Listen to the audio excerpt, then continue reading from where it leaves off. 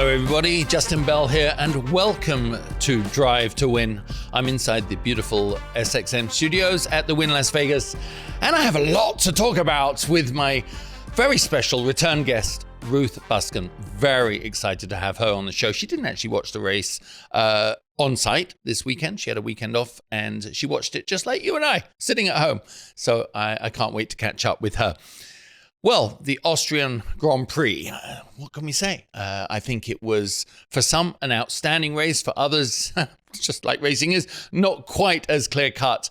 You'd be actually forgiven for thinking nothing else was happening outside the top two if you watch the first 20 laps of the race, because the international broadcasters really were focusing on the battle between the McLarens, kind of quite rightly, but there was a lot of other quite juicy stuff happening.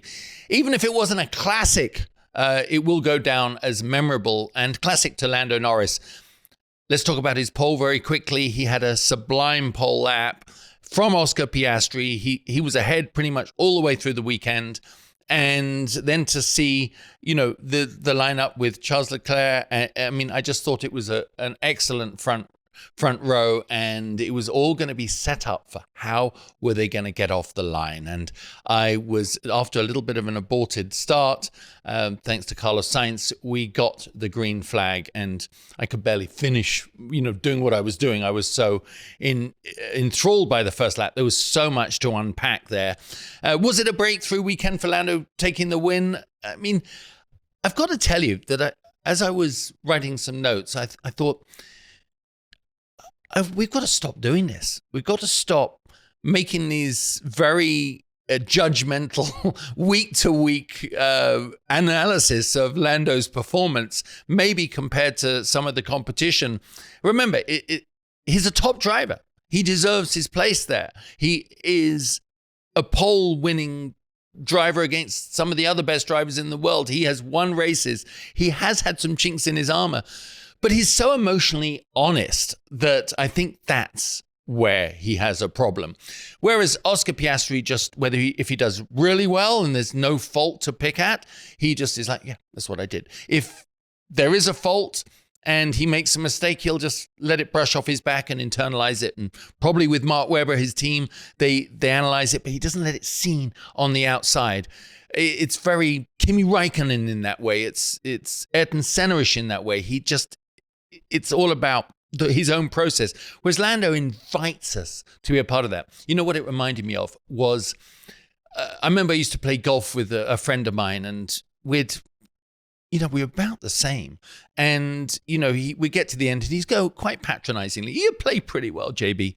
And I'll go, "Really? I didn't think so. My short game was a bit crap." And he'd go, "Yeah, actually it was. The way you approached, hole number 3 and you did this and you chose the wrong club." And I remember looking at him going, "Who are you to talk at me?" And I think that's what Lando does. Oscar shuts it down. Lando's like, he opens the door and all the media and everybody jumps in just to go, yeah, you weren't quite as good as you thought. So I think we need to stop this weekly yin-yang on Lando's performance because I think he's got it handled the best way he can. And when he says he's doing a lot of work on it, I really do believe he is. Of course, sometimes the communication in the race leaves us a little stupefied, maybe. And part of that is he likes a different cadence of information, which other drivers don't. Some, as you know, say, "Shut up, I don't want to hear from you." Lando obviously has a process with his guys on the pit wall to bring him what he needs at that time. And I'm looking forward to asking Ruth about it, is what is that information flow like? But something I didn't quite agree with in that final part of the battle, right at the end, when you, as a driver, if you've got the pressure, you've led the whole race pretty much, your teammate's behind you, or it doesn't matter who it is, he's right behind you, you've got traffic coming up, and your engineer goes and says, "We have a little bit of front wing damage, but it shouldn't affect you too much." You don't need that thrown in the mix. You want to stay pure in your intent. You don't want to start listening for strange squeaks or amounts of understeer you didn't have before, or loss of power, whatever. No, I didn't quite agree with that. It's almost like the driver should be able to say, I see smoke, and the engineer go, "No, it's your vapor trail, you're so fast." Give the guy as much confidence as you can. Anyway, that's how I would do it. Ferrari, I a wonderful result for them, Charles Leclerc to be on third, Lewis to be in fourth. I was getting mad at the TV with no basis to get any information in hand to do so, but I couldn't believe that they wouldn't listen. 7-time world champion, knows what he's doing, just asking to stay on a one-stop strategy. He thinks he could get to the end of the race, and I'm sure the request was clear to everybody. But the way they respond, do you think like I do and go, surely with this amount of technology and personnel, don't they discuss every single eventuality? Don't they run it through their AI and come up with 10,000 permutations if this happens and that happens? I mean, surely it can't be a surprise when Lewis says, I'd like to run to the end on a one-stop. I don't know what that dialogue is like in advance, but it certainly doesn't come across that well in the race. And Fred Vasseur wasn't there this weekend for personal reasons. I don't think there's anything nefarious we need to read into that, but by him not being present. But I wonder if he would have changed that result. I should ask Ruth that. Anyway, third podium in 4 races, not bad for Ferrari. Well, what do you think when you saw Kimi take out Max then? That was something pretty wild. There are so many occasions in the last couple of years that McLaren or Mercedes would have paid good money to have watched someone take out Max. And their young Kimi, the Mercedes protege, did an excellent job of it. But I thought more telling, and it shows a mutual respect. Obviously, he didn't want to get out of the car, did he? I don't blame him. He's probably sitting there with his helmet on going, I am not getting out. I mean, on global TV, I just took out the best driver in the world. But I thought the way they immediately talked about it, and Max seemed to listen, and I'm sure Kimi, it just seems his personality would be pretty humble and contrite in that situation. And I think Max, as he said later, I know this kid's going on to world champion material. He has it in him. He made a mistake, and haven't we all? So I thought that was just the perfect way to handle that. Little bit confused for Red Bull as well after he got taken out with Yuki just trailing around. It was an appalling attempt at a pass he did somewhere during the race, and coming last. I mean, can you imagine the impact that's had on Red Bull? The way they had the head of the new owner of the company there, who inherited it from his father, seems like a pretty straightforward, strong-looking young man. And what a way to eat humble pie that weekend. I'm sure that it puts a good light on some of the drivers that are no longer in that seat. And Sergio's actually been piping up on social media saying, you see, I wasn't that bad, was I? So more to watch in that spot, I'm sure. And finally, my last thing is I feel for George Russell. You know, he hasn't signed his contract yet with Mercedes. And there's all this talk about Toto Wolff in negotiations, at least some stage of negotiations with Max Verstappen. And I can only imagine that, as George says, who wouldn't want the best driver in the world, really? But at the same time, George is doing everything. He has proven he is in a position to lead that team, and he is the one that doesn't have a contract. Whew, I bet you start to get a bit sweaty, and there's only one way to ensure that, and that is to keep winning races and being at the top, George. I really do hope he gets his contract signed, because he's a guy that should stay there. And can you imagine, though, if it was Russell and Max Verstappen? Oh, wow, it would be get out the popcorn for that one, because they don't have the best track record of synergistically living in the Formula One ecosystem. But big money, big consequences, big change. Who knows? I thought that about Lewis Hamilton going to Ferrari. Anyway. Well, as we're about to hit the halfway mark in the Formula One Championship, it's time to think forward to the Wynn Las Vegas' ultimate race week that is back for 2025 and anchored by the Formula One Heineken Silver Las Vegas Grand Prix. It is November 20th through November 23rd. It is a wild scene, from immersive pop-ups and branded takeovers to the A-list performances and thrilling views of the circuit. The Wynn Las Vegas really does put you in the center of it all. For more information regarding the room and ticket packages, just visit winlasvegas.com. That's winlasvegas.com. Well, let's bring on Ruth Buscombe. As you know, Ruth's been a very popular guest, repeat offender coming on the show, and she is not only a Formula One former strategist, she knows exactly how that works inside. She's been there on the pit wall, making the good and bad decisions. She's also one of the most popular analysts on F1 TV. It's part of the reason I watch over there, because she brings such great insight. And she works with Formula One on developing everything that they're doing with new initiatives, and especially part of the new F1 movie with Brad Pitt. So, Ruth, welcome back to the show. Nice to see you.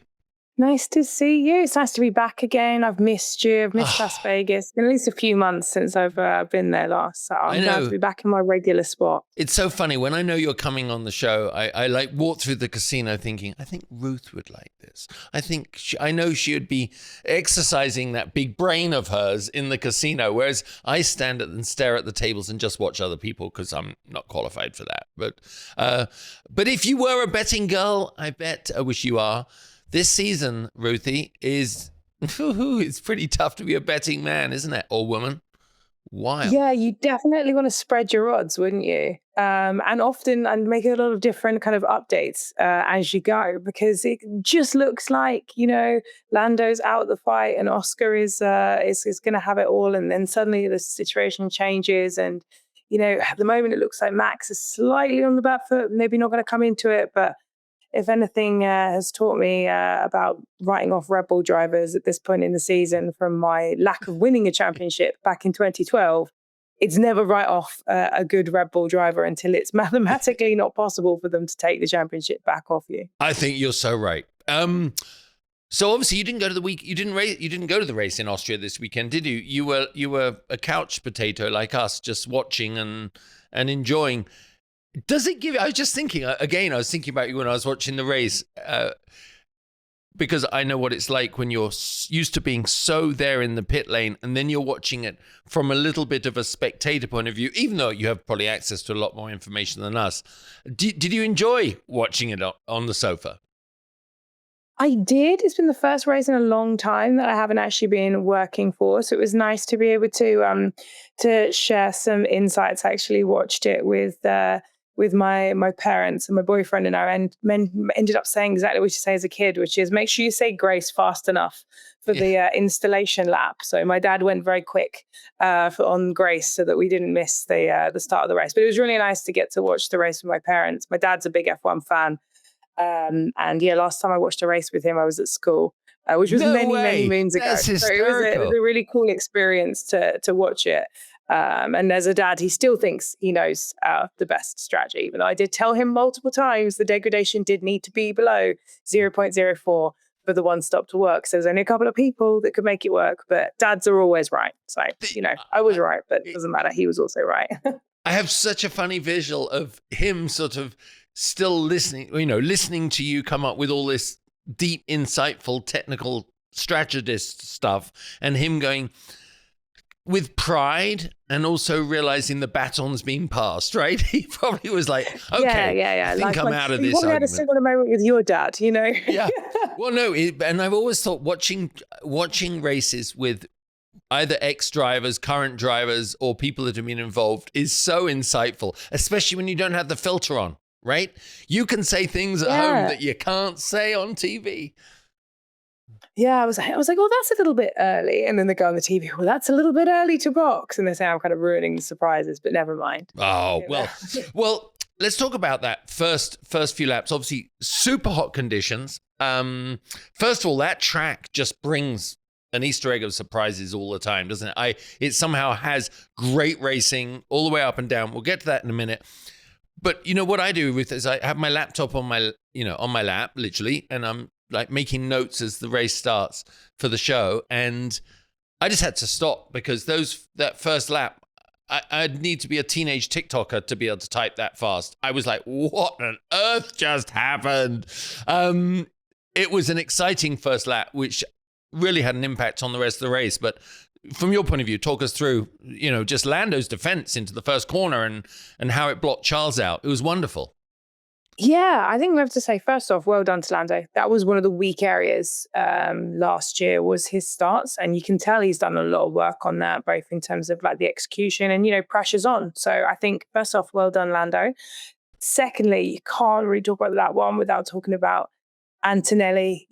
Obviously the kid's got a lot of talent. We saw him put it on pole. We saw him driving exceptionally fast on occasions, but that was a clumsy a clumsy turn one. And I think, obviously there's people that are quick to criticize Max for his sometimes reactions.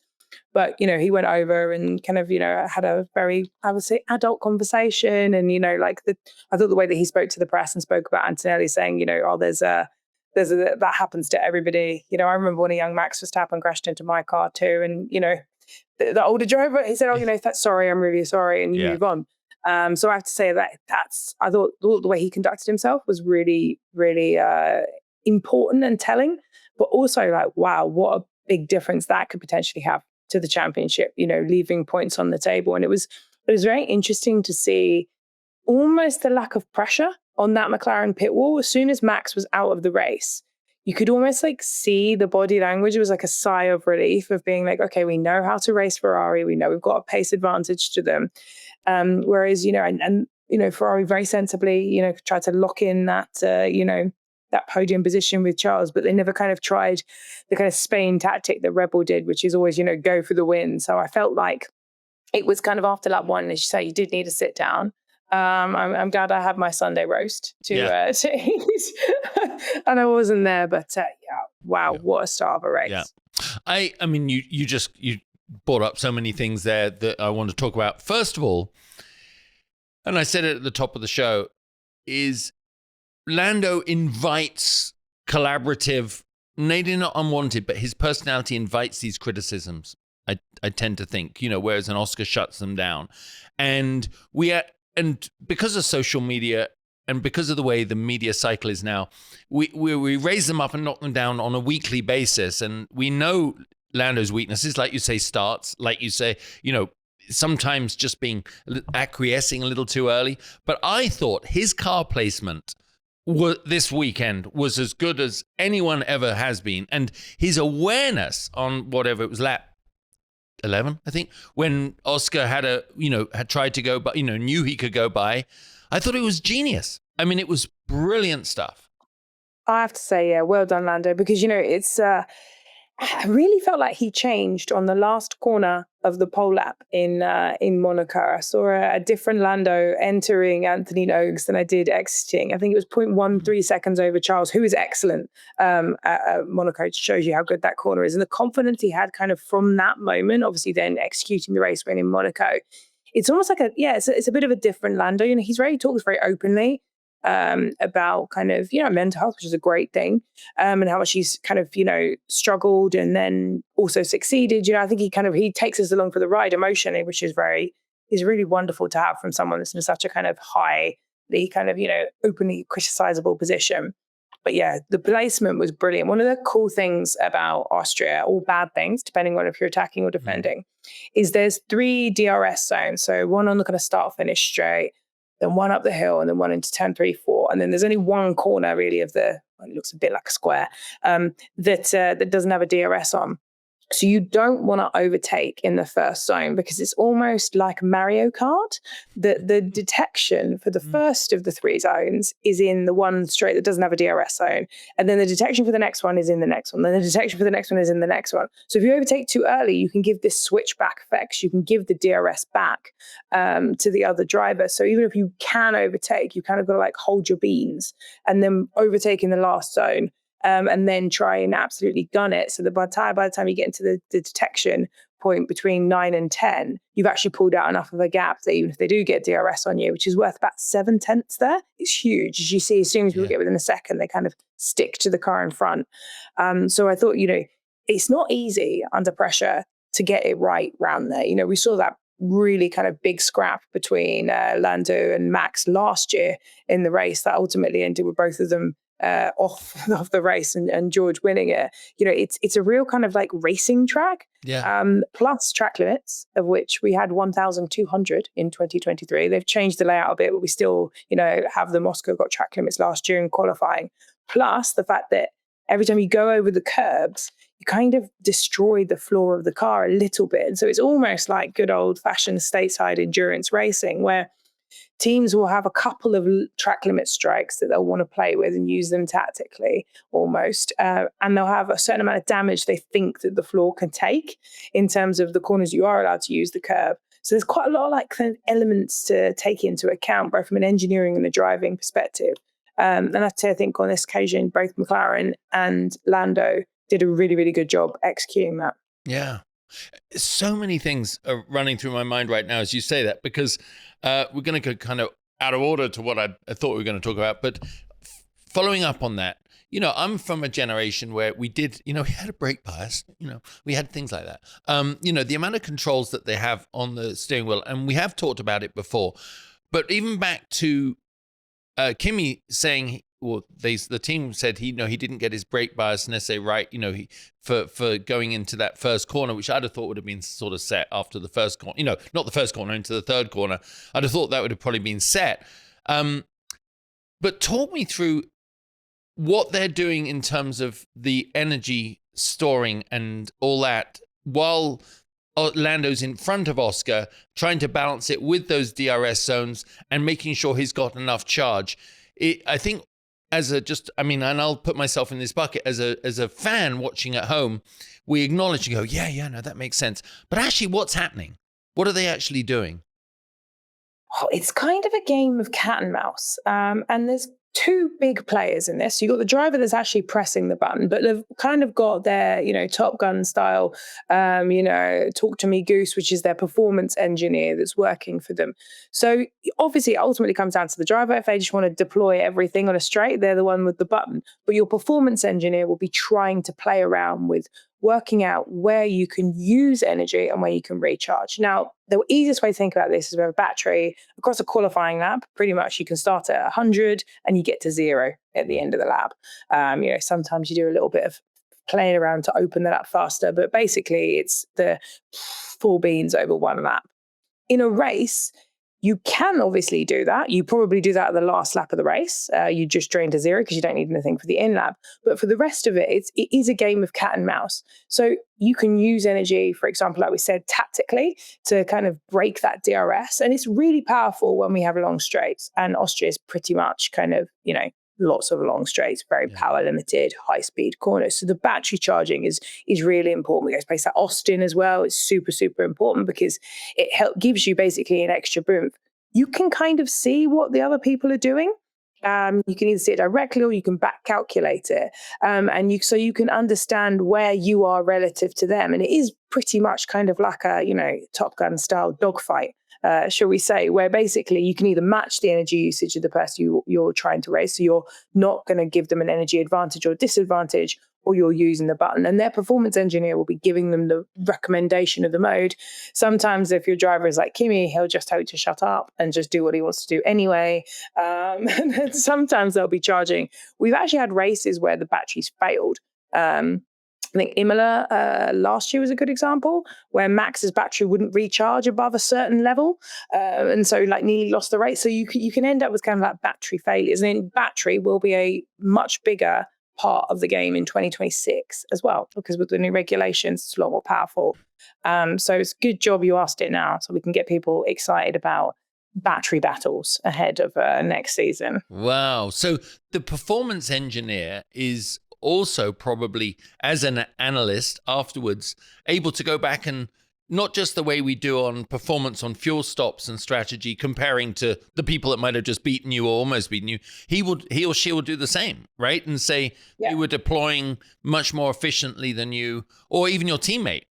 You can compare directly how you went during a stint based on what your teammate's doing. That's another dimension of detail, right? Yeah, I quite like it. It's kind of like Top Gun and Goosey. It's always one thing. And your strategists probably work with your performance engineer. So I'd say we really need absolutely everything on the out lap, and then they'll kind of try to charge it ahead of you boxing to give you full beans, effectively almost like a qualifying lap for the out lap, if you're trying to do an undercut, things like that. So it's one of the cool elements behind not so much behind the curtain, but maybe a half step behind the curtain that's going on in the kind of racing dynamic that you don't always see straight. But we do have an insight. So AWS, F1's technical partner, with the battery graphic insight that we try to pop up on screen at the key moments to try and show you this story. But it is going on with all 20 cars all at once, or 19 in the case of Austria, where Paul Cast didn't even make the start. Yeah, Polly did not make the start. That was that. I mean, I'm just watching it, and then marshals anywhere in the world are they're voluntary. They're amazing. I always made as a driver a special point to make mention of them, but I could just see the look on those two marshals at the back of the car.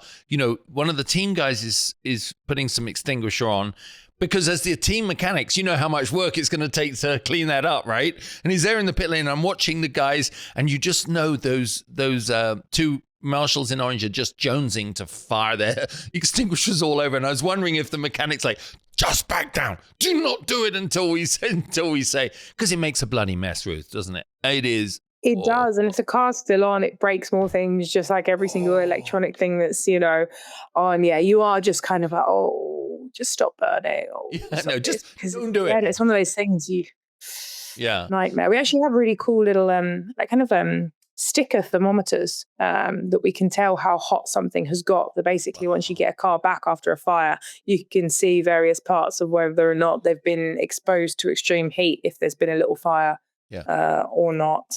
So decide how many parts you keep, because of course nowadays we're in a cost cap, which means that like a big crash or a kind of big problem on the car, like a fire or something like that, can cost about 1.5, maybe even 2 million if you ruin absolutely everything, in terms of kind of your budget, which is actually a big percentage of your overall kind of upgrade package. Maybe that's kind of represents 15 to 20% of the total money you've set aside from your overall budget for upgrades. So like the fewer crashes you can have, or the fewer incidents you can have, the better. And that might be the difference between a nice new fancy front wing later on in the season. So it adds an extra element to it, which is why you'd like your power units to not set on fire, or your cars to not set on fire, or things to not break as much as possible, also for the cost cap.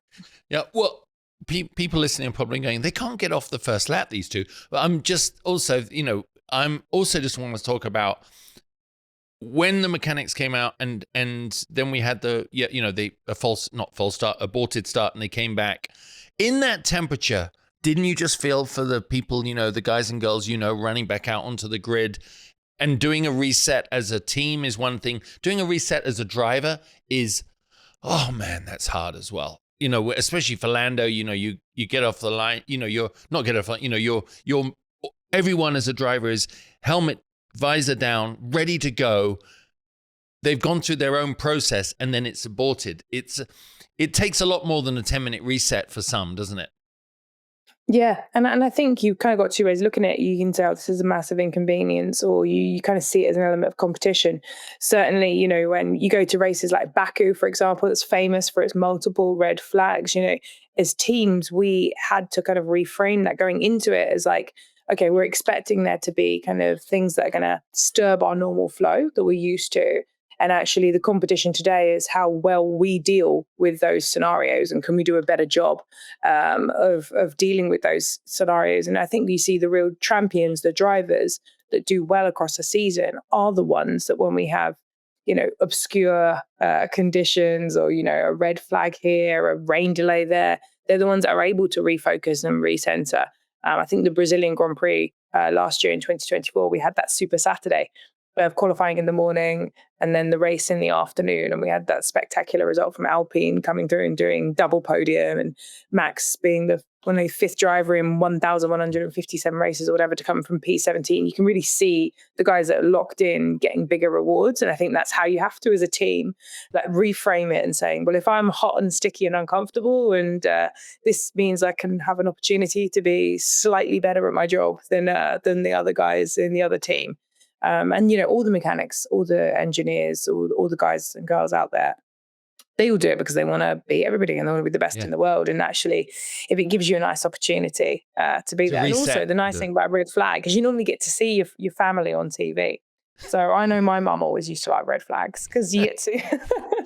If your mum's happy, that's all that counts. Jay's happy, everyone's happy. Well, you also mentioned in your little analysis at the top that we thought one way Oscar was definitely running for the hills with the championship, and then Lando's worked hard on it. It does show how close these cars are. I like Christian Horner's, basically making love to his exhaust pipe for 20 laps. And when you can't do that in these cars, it shows how good they are. And it did show how good they are.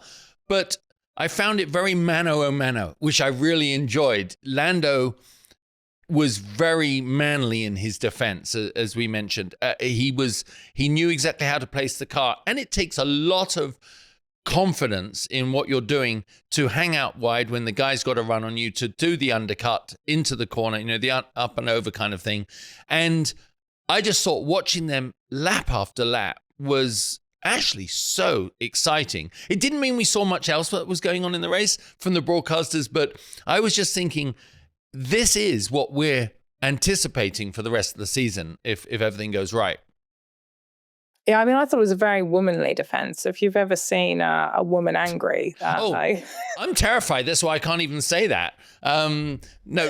I mean, honestly, it was Lando's weekend, wasn't it? 0.521 second advantage to Charles in qualifying, like the biggest gap. And if you look at the delta, at no point in qualifying was he ever behind. So he opens turn 1, better exit. He's like early on the power, and then turn 3, 4, it's traction, later braking, and then 5, 6, he's got a tighter line than Charles, and the high speed is faster, and then the 9, the minimum speed is faster, and then even the kind of turn 10 exit is smooth and stable. And a lot of that's car, but a lot of it is driver as well. And I think for the criticisms that we've maybe levied at Lando, this race weekend was very much Lando's race weekend. Obviously, he made that mistake in Canada, with kind of misjudging the gap. And, we were critical of that. And I think it was a real turning point. If he couldn't reset after Canada, I think that was the end of this championship challenge, at least, without more obscure things happening to Oscar. I think he has to win. Well, she's now done that race. I think he's got to also win Silverstone. And I think, Spa maybe is going to be a little bit harder, but I think, going into summer break, you want to set the target as a driver of winning at least 3 of the 4 of them. So you go into summer break, being able to take the fight straight out of that 3 weeks, which is, it's interesting because drivers in summer break, if you ask them, if they're doing well, they don't want it. And if they're doing badly, they do want the break, because it's a bit like a timeout, that you see, NBA final. That timeout changed the entire dynamic. It's one of those things that makes a big, big difference in the kind of cadence of the racing. And I think Lando's going to want to take that momentum and really try and keep to do it, because he is still far behind Oscar. If he keeps coming, he's still got to be coming first, second every single race without anything going wrong, or DNFs, or, flying Kimi Antonellis and things like that. So there's a lot of other things that could still go wrong. I remember in 2012 when we were racing Sebastian Vettel, going into shutdown, we kind of calculated it. We're like, we'll be fine if we come second and he comes first every single race.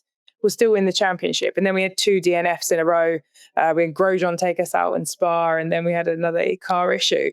And suddenly it was looking a little bit less sensible in terms of us winning the championship. So, I think Silverstone halfway mark is going to be really interesting to see what happens. And also upgrades. We saw last year that upgrade package in McLaren in Miami changed the entire season.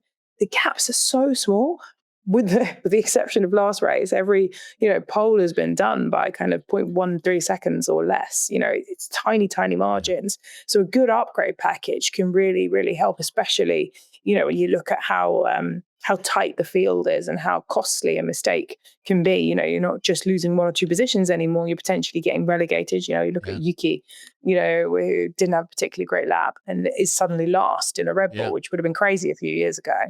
Yeah. So while all this is happening at the front, there were some great drives going on, like Bortoletto, Lawson suddenly, the kid that was about to be relinquished back to kindergarten almost in the Red Bull thing is, organization had a great race. I mean, it's all about your last result in racing, isn't it? And let's talk about Lawson first. I mean, strong. He looked great. Really, really good. I mean, again, I think Monaco was the turning point for him. I think scoring points in Monaco, if, as a driver, I'm sure if you get to choose where you'd score your points, it would be the first race you get to drive in. But if you got to do any race, probably first, most of them would say Monaco would be a pretty cool place to score their first points. And I think since then, with the car performance, notwithstanding, it's not been kind of, as strong compared to some of the other midfielders, but absolutely stunning weekend, great tire management, and just calm, collected drive. I think Lawson's a really, really lovely guy. I think he's got good people around him, and I really hope that he kind of finds an environment in B-Carb along. We see how Hajar's been as well there, where he can kind of get to show.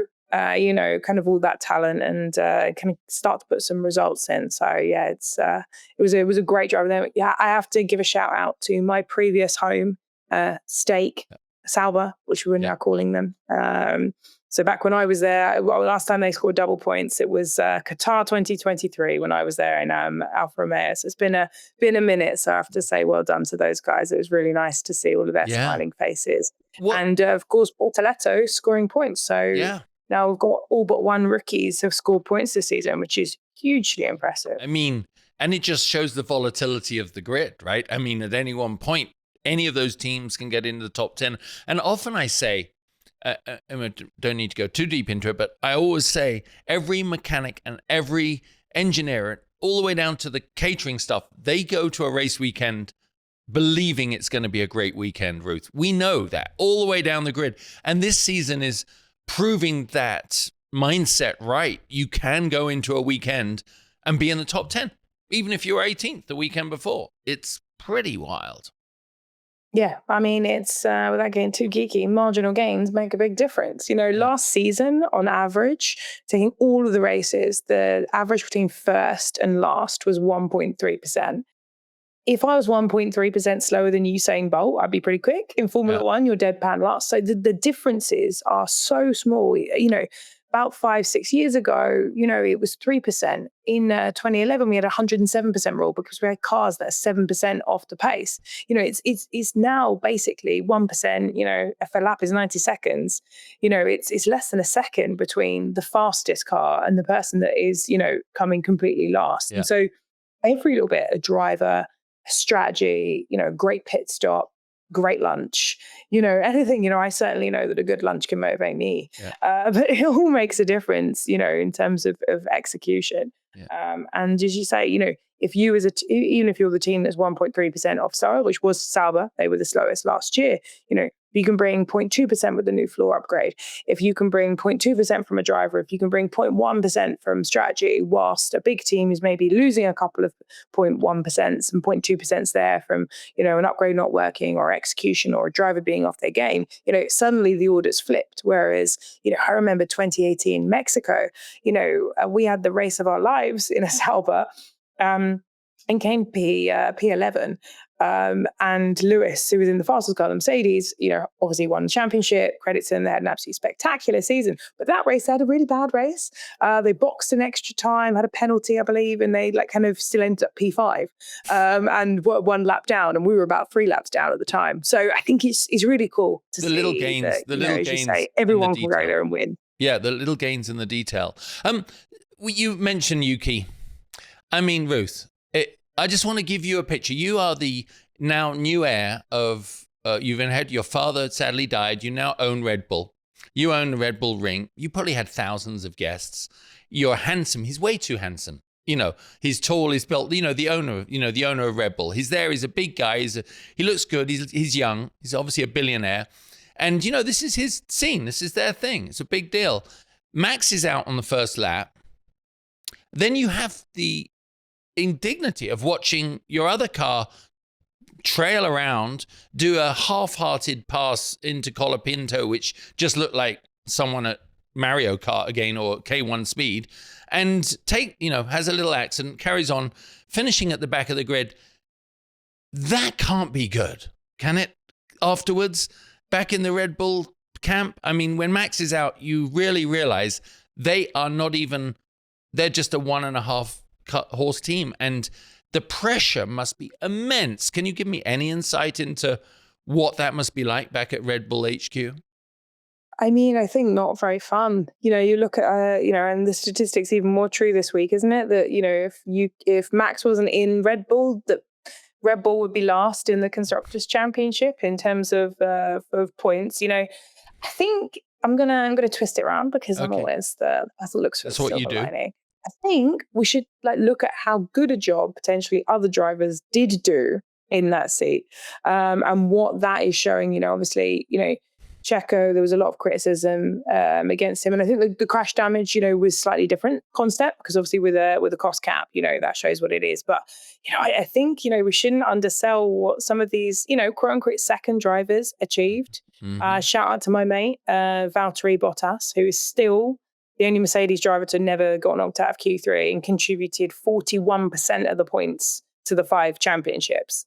There is a lot to be said. We've got a bit of a Top Gun Maverick theme, and I haven't even plugged the F1 movie yet. But that rear gunner position is so important, but also so difficult. And I don't think people often give credit to just how difficult that role is, and also, like him or hate him, just how good a job Max is doing driving that car, because we've got the direct back-to-back now between how Yuki was performing in the V car, which overall has got less downforce but is a more stable package. We saw that in Monaco, versus how he is in Red Bull, and then the opposite way around with Lawson, who obviously there was the yellow flag and things like that, but did out-qualify Max in a V car. So I think, Red Bull have really got to focus as well on making their car more drivable, more focused. And, again, I'm crushingly biased because, I'm an engineer. So I rate Adrian Newey massively highly. But, if you look at kind of the car's performance since he left Red Bull, it has gone backwards. It's wild. I was just thinking, you're right. They don't want to talk about the coincidence of the timing, but it has obviously got harder to drive, and Max is the only person on the planet that can actually pull that off. But as I think DC was saying, or Palmer on the broadcast, it makes you realize that Max actually would be able to drive anything, right? I mean, he really can. I do want to bounce off that into Ferrari. So it was, as a strategist, I am sure the Lewis strategy must have been irking you immensely. I know you're very protective of Ferrari and you never say anything really bad about them because maybe you'll go back to work there one day. I'm just joking. You like the pasta. But the reality is they knew they had a locked-in third with Charles, and within reason. And you've got Lewis there. At what point do they start to really listen to a 7-time world champion who's in the car saying with 20 laps to go, I think I can do it? And why wouldn't they? That's the second part of that question. Let that risk take place. Yeah, I was puzzled. So was my dad. We should get your dad on. Yeah, I need the real answer. Well, the thing about Austria, right, is the crossover between a 1-stop and a 2-stop is about the fuel effect, which means as a driver, you can work it out in the car.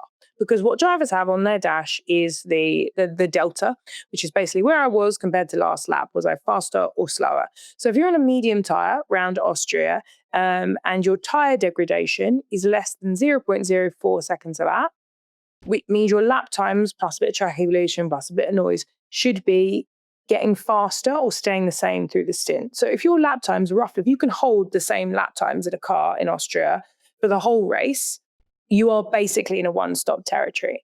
And it is often one that can go either way, and it depends a bit on traffic. Someone could come through and you could lose a load of time. On paper, I thought he was, on par to execute a really good 1-stop race. The thing we don't know from the outside is there's also things like wear limits. So, we've had races, ones that were higher wear, but we have had races where, that you can end up with like a tire failure. Normally that's the ones with higher load, like a Spa or a Silverstone. You can also get that the deg goes off on a kind of cliff, even though there's nothing wrong with the tire, but that actually when you reach a certain amount of wear on that hard tire, the balance goes, which basically means that you start losing more and more lap time, because the tire's getting too cold and worn. So I think that's probably where the projection came from, because if you projected it as the rate he was going, he was going to be fine, wasn't it? Yeah. Let's call a spade a spade. So either they got it wrong, which all strategists do. If you meet any strategist that says they haven't made any mistakes, they're either lying or they've done the job for about 3 races. And making mistakes is part of life. Or, it's a case of they saw something that we didn't see. In the numbers and the data, and that we don't have access to. But, as a driver, you can definitely understand why Lewis is kind of frustrated, and especially coming out of the car, if you think you can make a one-stop work. There was the incident when he was at Mercedes last year at Spa where George did the one-stop, won the race. And if you come out and you see good results from people doing the strategy as a driver that you wanted to do, normally it's a pretty tricky, frosty debrief. If you don't have the evidence ready to go to say, actually, mate, it wasn't going to work because in 10 laps time, you were going to hit blue lap traffic that was going to cause you a lot of lap time loss. So yeah, it is tricky. But I would say that strategies are hard things to get right. And there's often a lot of other kind of factors that we can't see straight away from the outside that could be a mitigating factor. I remember in Bahrain 2019, my first race with Kimi, we had a tear off. So one of the things in the visor was stuck in our brake duct, and we boxed super early because we had to get it off because the car was going to DNF. And we ended up doing this amazing undercut, and everyone just kind of followed us in the midfield and got undercut. And they're like, how did you box? What did you do? We kind of decided that we weren't going to say anything to make them think that we looked like we were really aggressive on strategy. Clever. We've nailed I love it. We actually just stopped so the car didn't catch on fire. So there's often sometimes things that go on. So many things we don't know. I mean, that's it. We are sitting there waiting to see, and with hindsight, and then we go, oh, okay, that all makes sense. Well, obviously, getting to the end of the race, wonderful result. Lando handled the traffic like a master, and it was as a driver, I had that tension in my stomach going, I know what it's like when you're catching traffic and the guy's behind, and you literally, it's like Jeopardy. Am I going to get him on the straight? Am I going to get stuck behind them in the worst combination of corners? And it ebbed and flowed, and it came out the way it should. I'd have been very sad for Lando if he hadn't have won that, bolt in traffic and, great racecraft by Oscar, but it didn't happen. And I just think that for Lando winning that race, as you said at the beginning, he started it in Monaco, had 2 weeks ago, terrible. I think, though, it will set him on a very confident path heading into the next few races. But, I mean, for Charles to be up there again in third place, podiums, they've had a lot of podiums relatively, haven't they, Ferrari? They're actually not doing as bad as they think they are on the whole. Don't you? Do you agree? Yeah, I mean, the thing with Ferrari is that they only accept winning, which is a great standard to set. If you come second in Ferrari by 1 point, it's a disaster of a season. Yeah. If you come second in any other team, they probably say, great building, everyone, happy Christmas. So that's a blessing and a curse. But it's certainly something that everybody in Ferrari knows, they've been there for many years. And I think, good work by Charles, really, to execute. And, I do think that they are good at being there and picking up the pieces. Reliability as well, in terms of, obviously we've had other kind of big teams that have had kind of car reliability issues. But yeah, I'd say well done to Lando, because, we spoke a little bit about the DRS. One thing that a lot of people don't realize is you can get DRS from a blue flag. So actually, from both ways, if you're racing versus you're the racer, you can give and gain DRS. If you let a car through, as you go into that detection point, you'll get the DRS off the leader, even if you're a lap down, and vice versa. If you're the leader, that you can do it. So it's one of the things that you often hear the race engineers say, use the blue flags. And that could be either to the car that's on the blue, that's getting the blue flags, or the one that's lapping it. Because it's often a kind of a really risky thing nowadays. And the power of that DRS, because basically you get the detection to the first zone, you kind of get the next two for free. It's about 7/10. So yeah, I was kind of watching going, oh, goodness, don't interact with the race result, because obviously we had that race in Mexico many years ago when kind of Ocon as the blue flag kind of knocked into Max, and you don't really want your race lead being dictated as a blue flag. As a team that was often the blue flag, we'd often get a very strict message from our kind of seniors saying, do not interfere with the race result. And you're like, yeah, okay, just totally be good, get out the way, you know. Totally get it, and you see it. Well, listen, we're running out of time, but I do want to talk about the fact you have a tan right now, which is, you know, because England is in the heat wave, it's glorious. We head to the British Grand Prix at Silverstone. I mean, Silverstone, site of the first Formula One race back in 1950. I'm a BRDC member, very proudly. I haven't been there in over 20 years. I will be there this Sunday, so I'm very excited about that. Last year, just reflect back, Lewis Hamilton won the race. I basically almost peed my pants on my sofa with excitement when that happened. It's all about the fans. The British fans are unique, going into an amazing weekend. But I guess one of the questions for you is, Lando's never won 2 in a row, but this would be a good time to do that. Yeah, I agree. I think, you know, Silverstone as a Brit is special, just like, you know, any home race is special for anybody. You know, and the glorious English weather is set to maybe be a repeat of last year where we had kind of intermittent rain, and actually Lando lost the race. You know, arguably, well, no, McLaren did. You know, it was a team effort with they kind of got slightly outdone by boxing 1 lap too late at both of the kind of crossovers where they lost some time, and then Lewis had that amazing win. You know, I think Sunday looks like it could potentially be wet, but if there's one thing about British weather we know is to never, ever trust the forecast and be ready for everything. So usually expect to get both sunburnt and rained on. So yeah, I think we won't have this heat wave.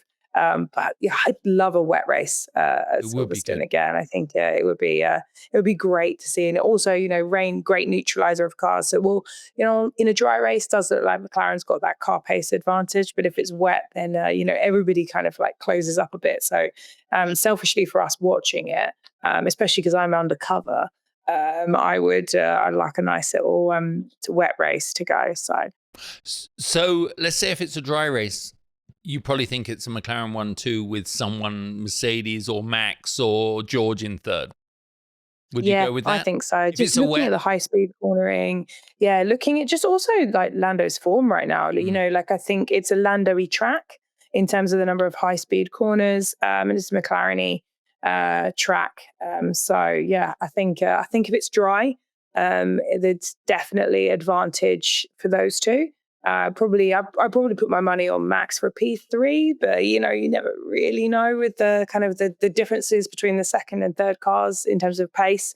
But yeah, if it's wet, you know, I don't think anyone would want to put too many bets on at the casino on that one. No, I know. Well, I know your week being so popular now, especially with the F1 movie. We can now give you your shameless plug. It's kind of gone a bit balmy, hasn't it? Brad Pitt's biggest grossing movie, and the premiere must have been amazing. I saw you and your man all looking gorgeous and everything. Yeah, it's very strange to go and do an engineering degree at Cambridge and somehow end up using that engineering degree to get to work with Brad Pitt on a movie. But that is the reality of maths-based degrees. So I'm going to say that as the stay in school kids plug. But yeah, no, it was honestly amazing working with the kind of Lewis was part of the group that kind of approached me as part of my work with F1 to help be kind of an F1 consultant on it, making sure the kind of the numbers and the graphics line up. So they are fact checkable, by the way. So if you do go see the movie, no spoilers, but there's lots of cool geeky numbers and strategy in there that are all real. But yeah, being able to say that, you know, those guys were my colleagues, you know, Brad, Kerry, Damson, Javier, absolutely amazing, as well as, you know, Jerry and Joe. You know, they wanted the F1 movie to be kind of, you know, a love letter to the sport, to be kind of, you know, Top Gun for F1. So it was a really cool project to work on. When I was a kid, I watched Top Gun, and there's a female engineer in that, and that was the first time I saw myself like represented as a kind of a woman being in a STEM-based subject. I went on to study like aerospace and aerothermal engineering, and I kind of hope that F1 movie, as well as being a great movie to watch, but kind of there's kids out there that might watch that and see themselves in F1, regardless of if they're kind of, you know, male, female, black, white, whatever background they come from. And yeah, I really hope everyone enjoys it, because if it's rubbish, you probably can blame me. So you're the strategist. Always blame the strategist. Ruth, that seems like a perfect moment, and I will see you at the weekend. How exciting. Yes, I will see you in Silverstone. Pack your wellies. Well, Ruth, thank you so much, as always, for your insight, and I'll see you in a few days. So a huge thanks, as always, to the Wynn Las Vegas for having us in the beautiful casino, and I am inside the SiriusXM studios, which is state-of-the-art facility. If you're ever here, walk by, check us out. And I'll see you on Wednesdays on SiriusXM, ESPN Extra, Channel 81, and of course, on demand on the app. See you next week. Bye.